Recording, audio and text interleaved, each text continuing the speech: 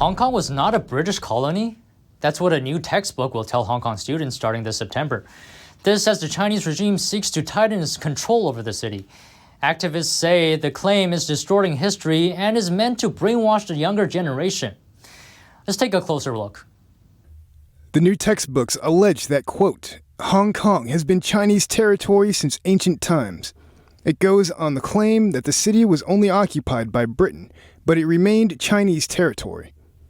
Hans Jung is a Hong Kong historian and former manager of the Assessment Development Department of Hong Kong. He believes these statements go against historical facts. The comprehensive contents in the books are distorting history. The rule under a communist regime and altering history are often regarded as twins. Altering the content of textbooks is also part of the need to suppress Hong Kong independence. According to a United Nations resolution, people who are part of a colony have the right to seek independence. Back in 1843, the Charter of the Colony of Hong Kong laid the legal foundation for part of Hong Kong as a British colony.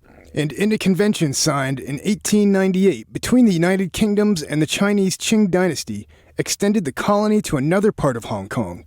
It was a lease for 99 years, which ended in 1997. The Chinese Communist Party, or CCP, refers to the agreements as unequal treaties.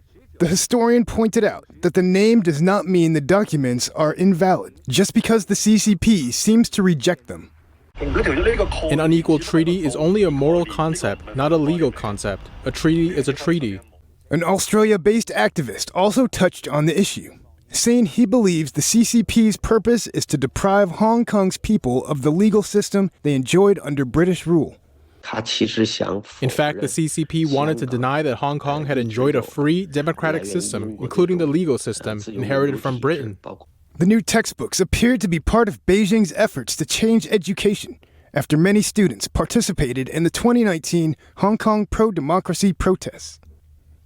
Beijing has accused the education system in Hong Kong of fostering liberal thoughts that fueled the protests, which rose up against the CCP's influence.